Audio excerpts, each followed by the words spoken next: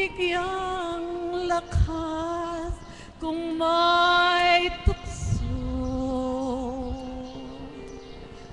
Ang buhay ko ay tangan mo, bukas ang puso ko sa'yo. Ikaw, Jesus, ang pag-asa ko.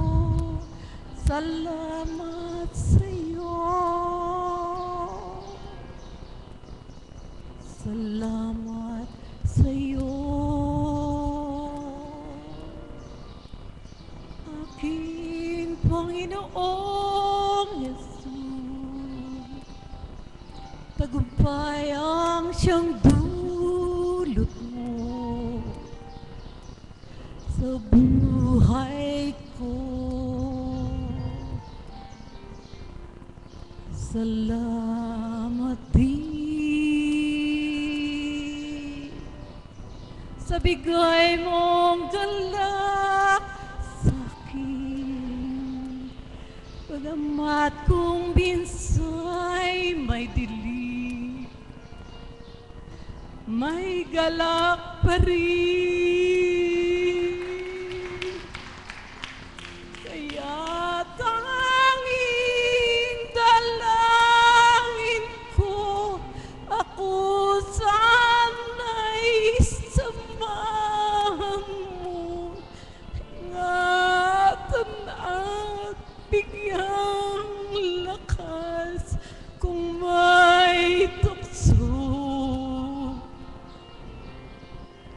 Ang buhay ko ay tangan mo, bukas ang puso ko sa'yo.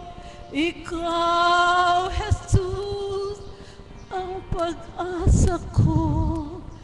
Salamat sa'yo. Kaya tanging dalangin ko, ako sana'y samahan mo. Ingatan at bigyang lakas kung may tukso. Ang buhay ko ay tangan mo, bukas ang puso ko sa'yo. Ikaw, Jesus, ang pag-asa ko. Salamat sa'yo.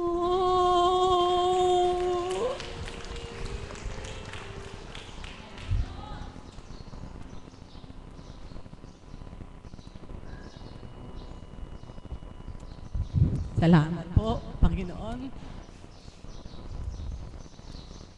Sa panibagong, bagamat bukas pa po ang aking kaarawan. Salamat po sa panibagong buhay na iyong ibinibigay sa kalakasan. Sa aming buhay na mag-anak kasama ang aking mga kapatid dito sa Divine Mercy. Ang aming mahal na Apo Kunsi. Salamat po, Ama. Salamat po.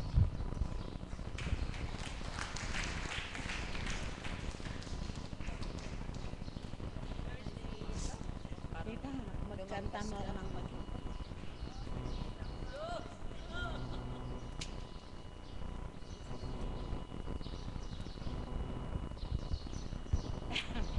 Pasensya na po kayo. Nadala po ako eh. Nung kami pong nagpa-facilitator dito, yung sabihin na po natin na kinakabahan pang pumunta dito sa harapan. Pag nakita po namin nakalagay na yung pangalan namin doon, malayo pa lang po, nag-iisip na po kami. Liban na lang po talaga pag idinadatal sa mga kasamahan namin na siyempre po kahit po papaano, makakapag-isip ko po ng ng sasabihin. Anong pong Huwebes ng umaga, pagising ko po, pinabakan ko na yung Bible at nagbasa po ako nung araw-araw na sa Biblia, yung mga homily po. Nung petsa 31 po na yung aking tiningnan, tungkol po yun sa Mahal na Birhen sa pagdalaw niya kay Elizabeth. Binasa ko po yun at nagkaroon po ako ng pagninilay at nung pumbasahin ko, nabasa ko yung isang word, dalawang word po, paghihintay at pananampalataya. Paghihintay po nung pong dumalaw si Maria, nakahapon po, galak ang aking kalooban dahil binasa na po at isiniwalat na po ng Banal na Espiritu sa atin na yung tungkol sa pagdalaw ng Mahal na Birhen kay Elizabeth. At inawit po niya yung puso ko'y nagpupuri sa Panginoon. Di po ba yun ang inawit ng Banal na Espiritu kahapon? Sino po yung nandito kahapon? Hindi po ba na inawit ng Nung pong binasa ko yung binalikan ko po yung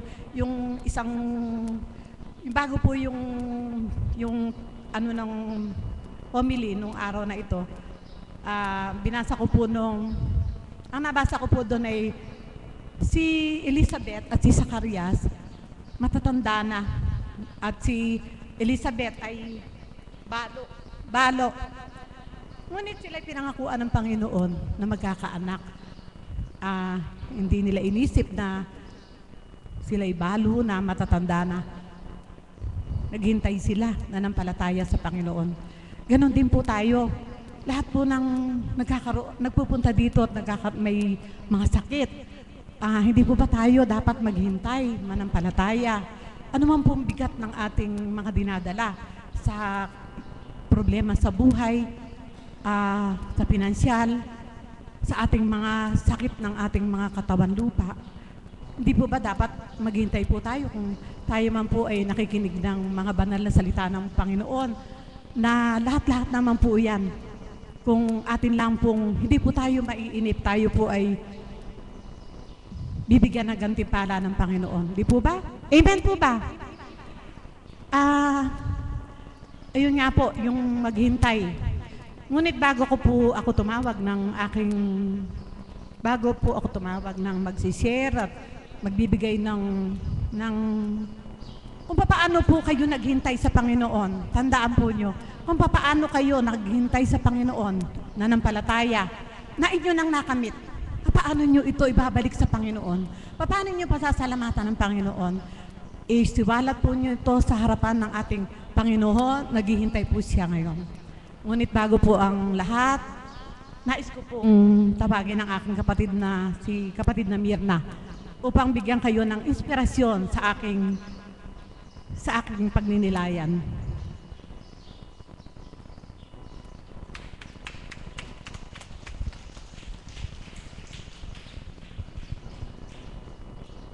Muli po, Ama. Nagpupamiglas na damdamin, naunahin kang papurihan sa iyong kagandahang loob, sa patuloy na buhay na ipinahihiram mo sa aming mga anak mo. At muli, Ama, nais kong mag-alay ng awitin para sa aming lahat na walang sawang maghihintay sa iyong kalooban. Nawa po, Ama, manguna't maghari ka. Pagharian mo po kami ang tinig na pahiram, pangunahan mong lubusan. Amen. Mapagpalang umaga po sa ating lahat. Kumusta po kayo mga minamahal ko mga kapatid? Ganon din po ako. May lumbay po ba nang umalis ng tahanan? Wala po.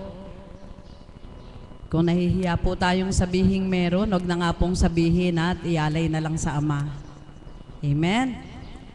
Kaya po mga minamahal ko mga kapatid, sa pagkakataong ito, nais ko pong mag-alay ng awitin.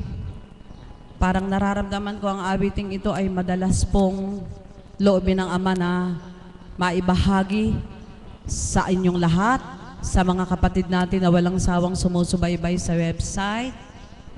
Hindi ko na po sasambitin ang mga pangalan.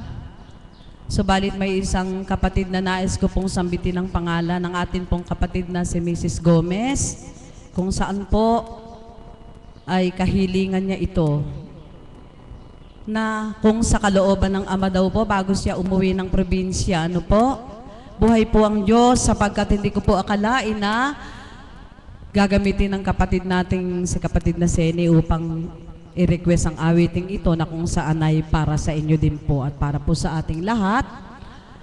At narito po kami, Ama, patuloy na naghihintay kung anong kalooban mo ay maghari sa aming katauhan. At sa iyo, minamahal kong kapatid, na magdiriwang ng kaarawan bukas, maligayang kaarawan, maligayang pakikinig sa awiting nagmula sa iyo, mula sa Espiritu, wala kang kamalayan, napakabog mo ang dibdib ng mga nakinig sa iyo.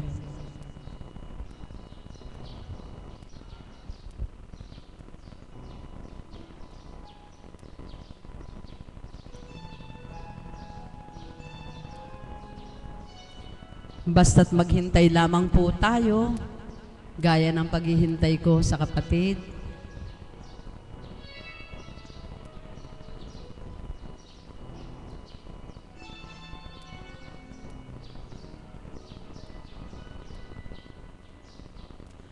Kung hindi ngayon ang panahon na para sa iyo, huwag maiinip dahil ganyan ang buhay sa mundo. Huwag mawawala ng pag-asa, darating din ang ginhawa. Ang isipin mo'y may bukas pa, nilaan ating Ama. Kabigo ay hindi hadlang upang malumbay ka. Huwag kang luluha kung nabibigo, dapat ay lumabang ka. Ang kailangan mo'y tibay ng loob kung mayroong pagsubok man. Ang liwanag ay di magtatagal at muling mamamasdan. Ikot ng mundo ay hindi laging bighatid kasawian. Ang pangarap mo ay magkakamtan, basta't maghintay ka lamang.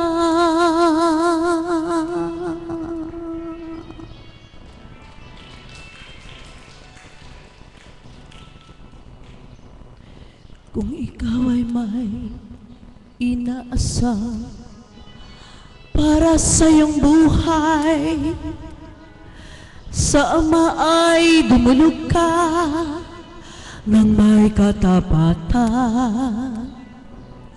Kung ito'y makabubuti, asahang makakamtan. Subalit kung hindi naman, ay huwag kang malumbay. Hindi ngayon nabigo ka, ay di ka narinig.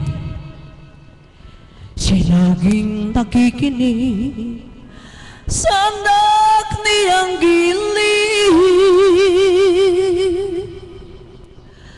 Ang kailangan mo'y tibay ng loob kung mayroong pagsubok man. Ang liwanag ay di magtatagal at muling mamamasdan.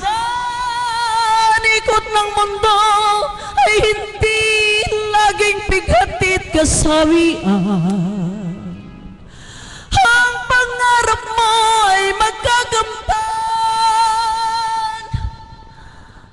basta't maghintay ka lamang.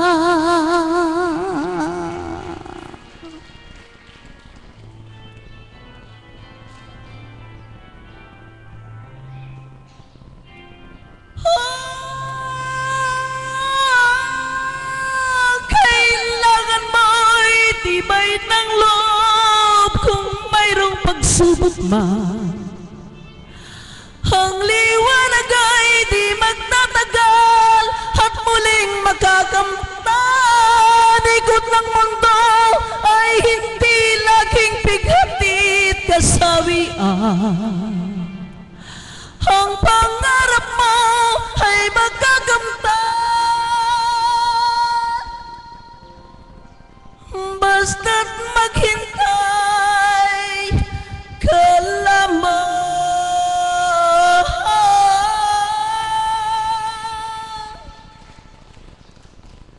Ang pangarap mo ay magkakamtan, basta't maghintay ka lamang.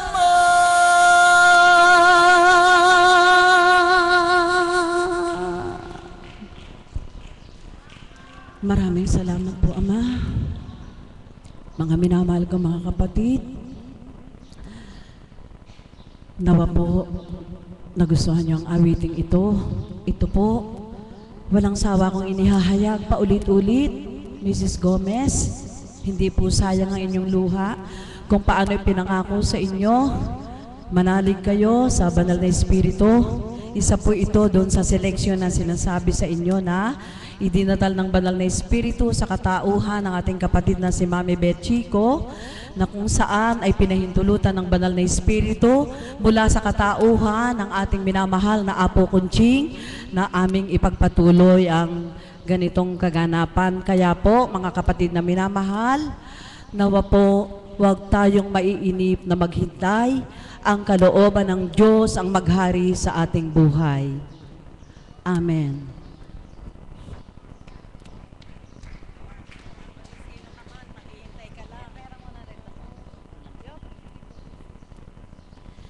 Purihin at dakilain ng Ama. Bago po ako tumindig sa harapan, inangkin ko na po na hindi magdudulot ito ng katanungan kanino man o hindi makapagdudulot ng bakit siya na naman. Kumbaga po, minsan may anak akong nagbibiro, subalit alam kong nagbibiro siya. Si nanay excited, siya na naman. Yun po'y katotohanan na ito po yung damdamin ko. Hambing din po sa mga kapatid, si kapatid na Pilar, si kapatid ni Leng. Nakikita niyo po pag umaawit sila. Hindi lamang po sila maingay na kagaya ko, subalit ang excitement po sa kanilang puso ay gayon din. Kaya po, papurit parangal sa Ama, sapagkat kung tayo lamang ay magbabata sa paghihintay sa Kanya, hindi po tinitingnan ng Ama maging sino man po tayo, ano man po ang ating pinagmulan, ano man po ang katotohanan sa ating buhay, hindi po niya titingnan yon kung hindi sa ating pagbabata ng paghihintay sa kalooban niya, kakamtin po natin ng marapat. Amen? Kaya po, nais ko po muling mag-alay ng isa pang awitin, maging sino ka man, na ang awitin pong ito ay ipinagkaloob ng ating Panginoon sa isang kapatid natin na nasa kulungan, na kung saan sa kulungan ay nawalan siya ng pag-asa, tila hindi na po siya makapaghintay. At ito pong awiting to, dinatal po sa isip ni Mami Beth Chico at ipinahatid po doon sa kapatid na nasa bilangguan. Kaya namnamin niyo po ang mga lyrics kung papaano pinanaligan ng kapatid natin na nakakulong, na sa pananalig at paghihintay na sa Diyos, siya ay makakalaya. Palakpakan po natin ang Panginoong Diyos na buhay. Ngayon po ay nakalaya na ang ating kapatid na yon. Kaya kung ano po ang kaganapang nangyari sa buhay niya, maaari pong mangyari kanino man. Amen? Po, mahal na kapatid, maging sino ka man. Maging sino ka man.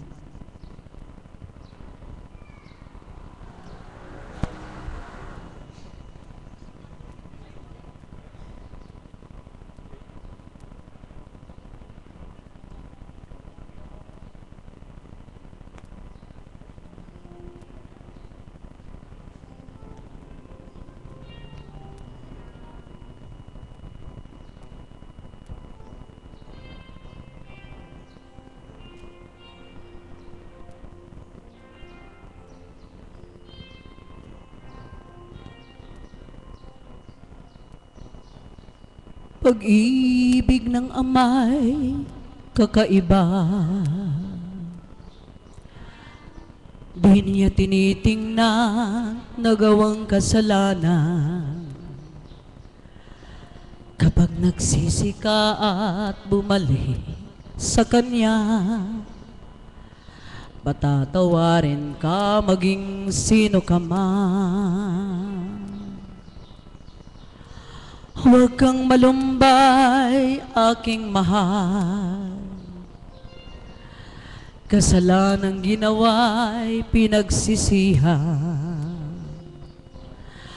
At kahit ano pa ang iyong nakaraan, mamahalin ka niya maging sino ka man. Mahal ka niya, pagkat mahal ka niya, iniisip nila ay hindi mahalaga. Mahal ka niya maging sino ka man.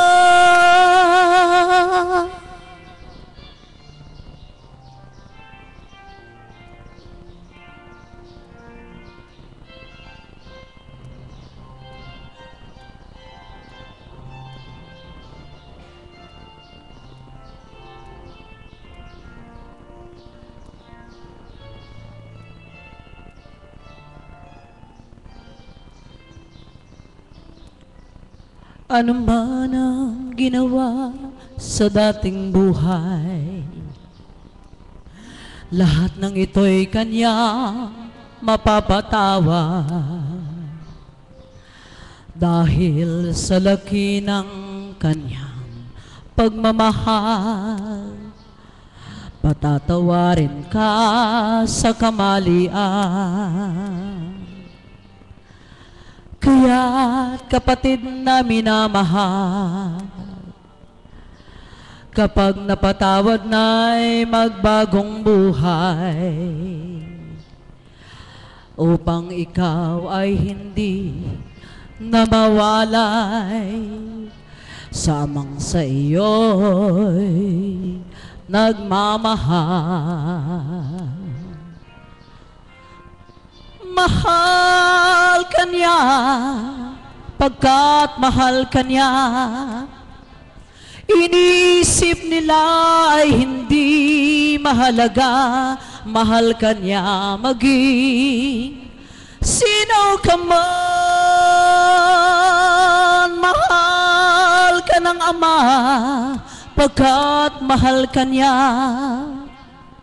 iniisip nila ay hindi mahalaga. Mahal ka niya maging sino ka man.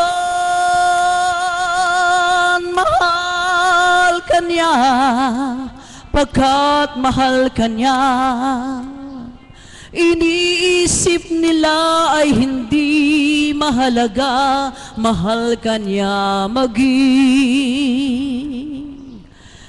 sino ka man.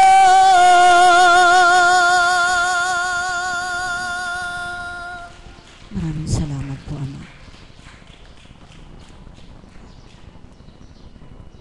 Maraming salamat po, mahal na kapatid. Di po ba napakaganda po nung dalawang inawit ng ating kapatid na Mirna? Pero pinakikinggan po ba natin yung mga lyrics, nung mga, lalo na po yung unang kanta, Maghintay Ka Lang, di po ba napakaganda, ano? At ito naman pong pangalawa niyang kanta, dapat po hindi po yung awitin. Tama po, yung nilalaman nung, yun po ang dapat natin pakikinggan yung nilalaman ng mga inaawit, di po ba? Parang tayo po parang nangyayari sa atin. Pero dapat pinakikinggan din po nyo yung organista. Nadinig po ba nyo yung yung pag-tugtog po niya, nagganda-ganda po. Di po ba? O, kami lang po ni Tita Beth ang nakarinig. Di po ba nyo narinig yung tugtog ng aming pianista? Banal na espiritu po ang nagbibigay noon. Di po ba? Ayan, Tito Alan namin. Salamat po sa aking kawan. Nami inabot po. Kanina pong umaawit si Tita Mirna.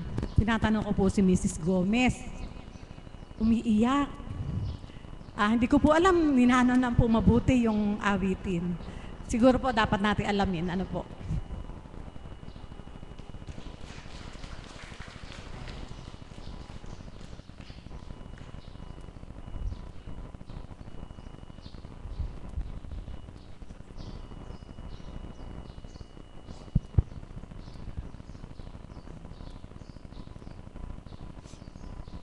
Nagmaga mo sa lahat.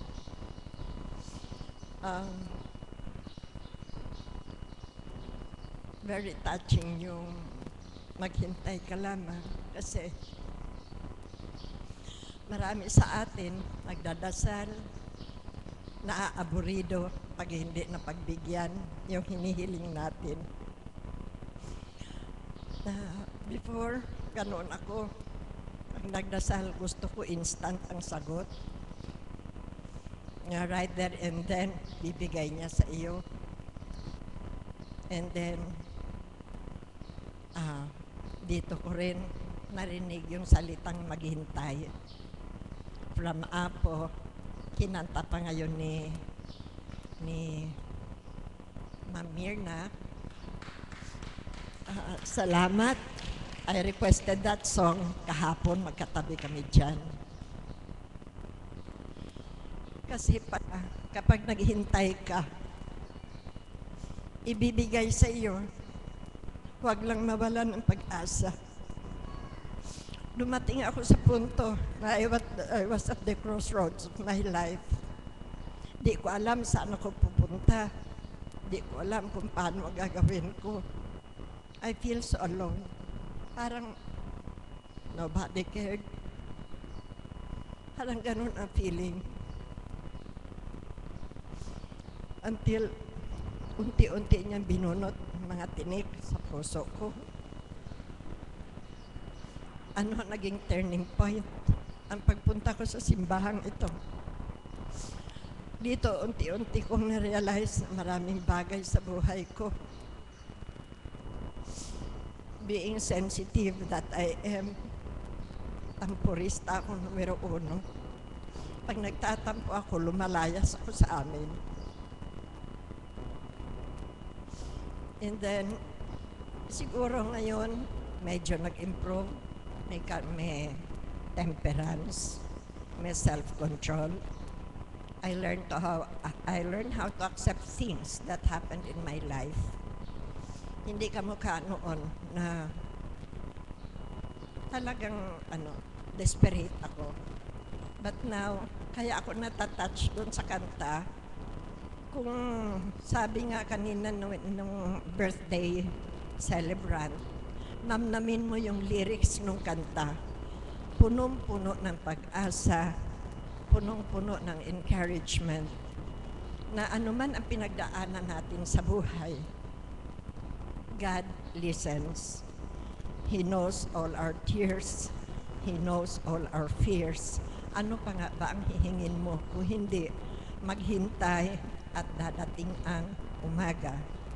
Kahapon, from Apo, yung parallel na mga salita, ang lungkot, merong saya, ang problema, may solusyon. Meaning to say, kung ano man yung pinagdaanan mo, God has already answered.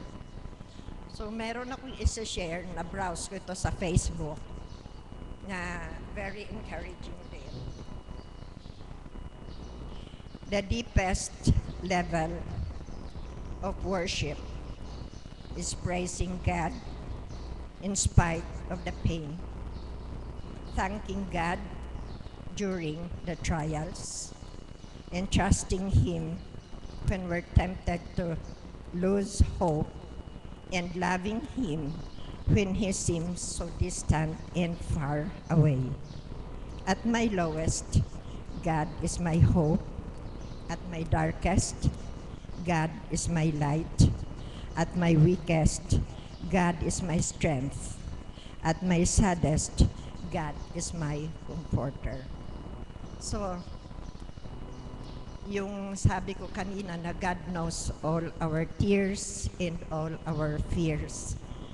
Meron siyang way of reaching out to the people. Dito sa simbahang ito, ginamit niya ng isang tao na for magte-13 years na, ginamit niya si Apo Conching na instrument niya para mag-reach out sa mga tao. It's not only healing of our physical difficulties, yung mga physical na sakit natin, pero marami na ako narinig na testimonies dito. Sabi nila, ang unang ginamot sa simbahang ito ay ang kanilang wounded souls and spirit. Meaning to say, may mga pinagdaanan, iyon muna ang ginamot ng Panginoon through Apo Conching, yung mga pangaral na iniluluwal ni Apo Conching sa atin. From there, pwede na tayo mag-draw out ng better perspective sa buhay, mas magandang pananaw sa buhay, and tatlo lang naman yung pwede nating kapitan. Faith, pananampalataya, then hope, kapag nananampalataya tayo, merong pag-asa. At kung merong pag-asa, kaya na nating magmahal kahit doon sa mga taong mahirap mahalin. Thank you.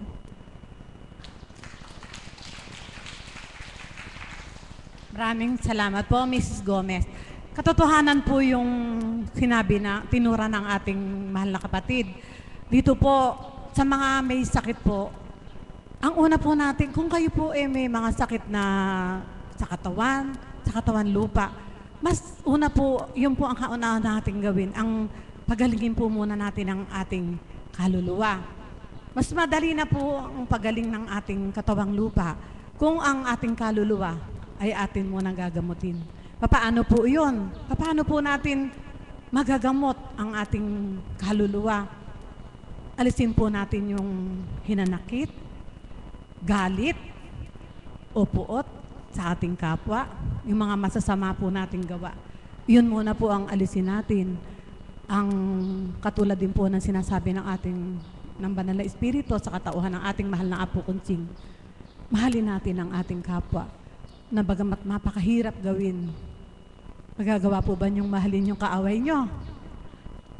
Pero kung nandito na po kayo, magagawa po niyo yan. Katulad din po namin, nung kami, hindi pa mga alagad, kaming mga alagad, ganun din po kami, na natutunan naming mahalin ang hindi dapat mahalin. Amen po ba? Ang susunod ko pong tatawagin, kahit hindi ko po alam ang pangalan. Siya po'y taga Valenzuela.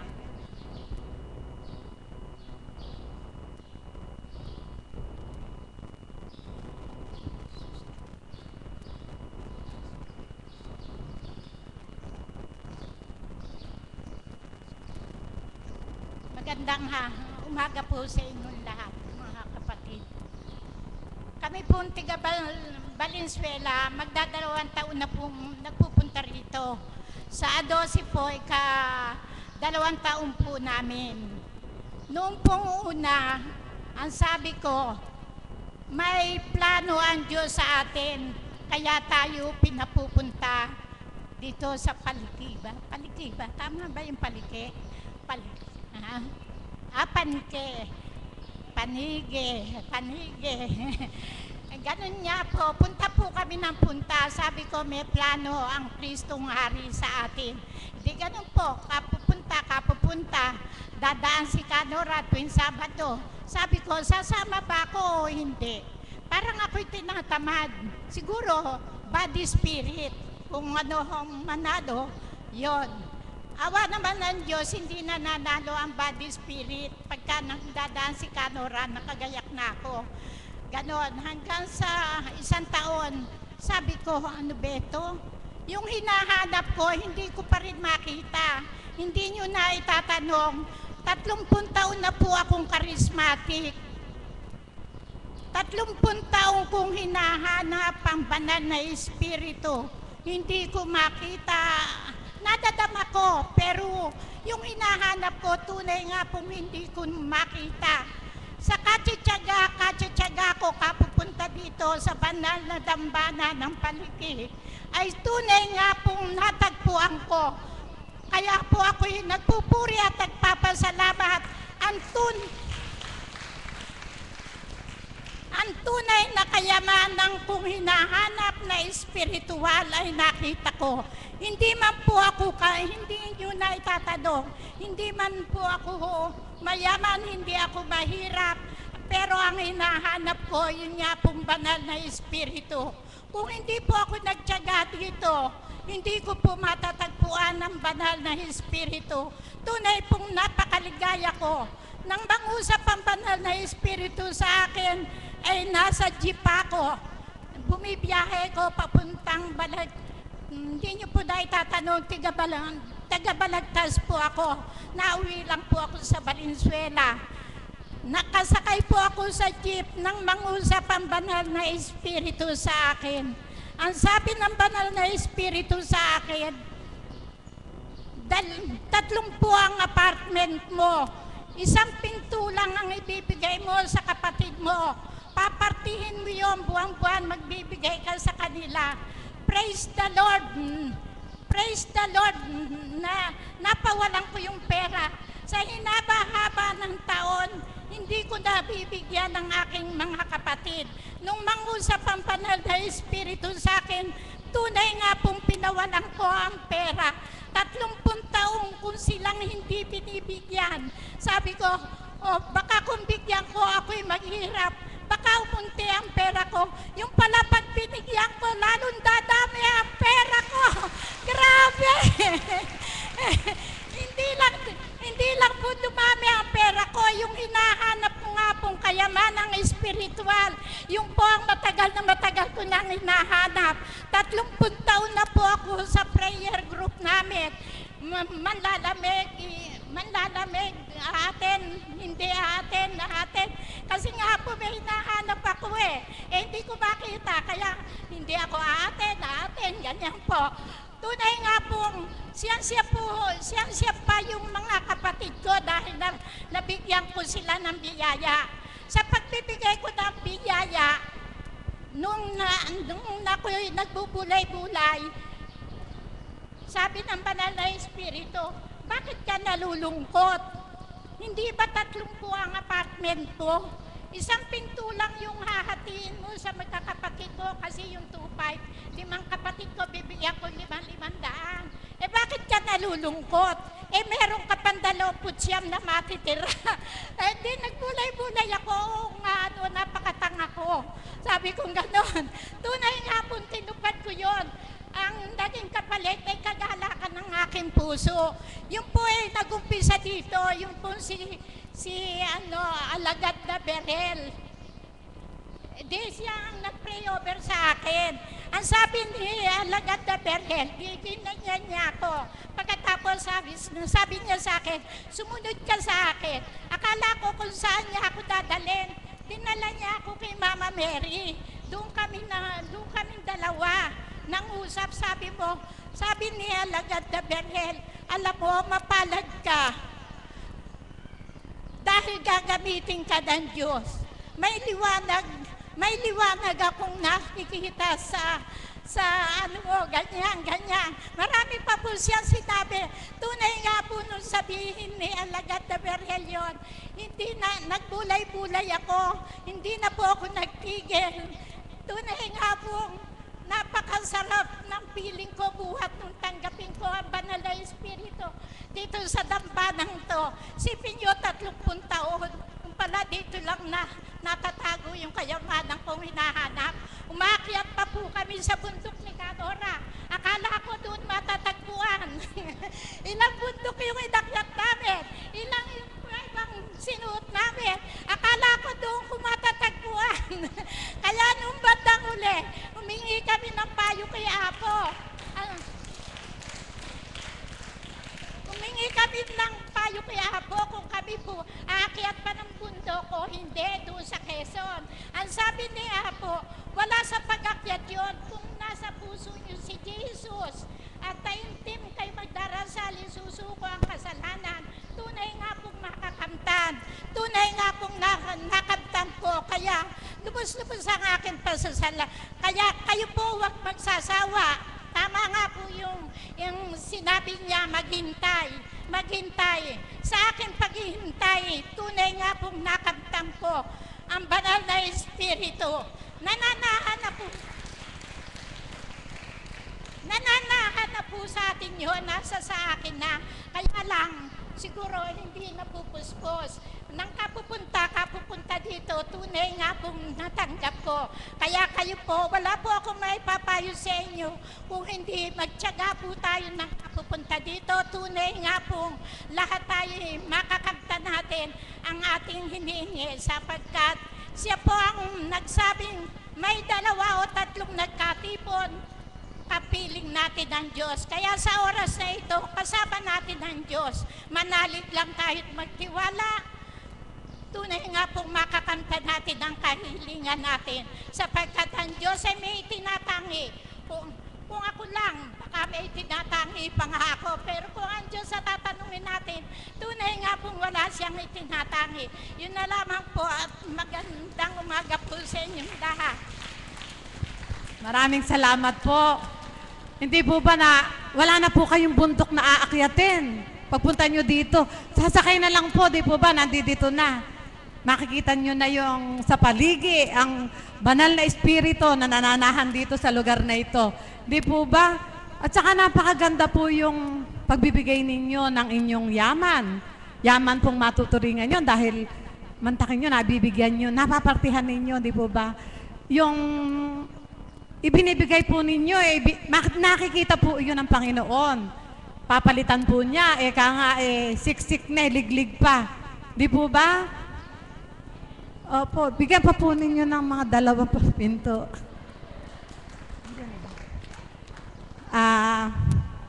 Tayo po ay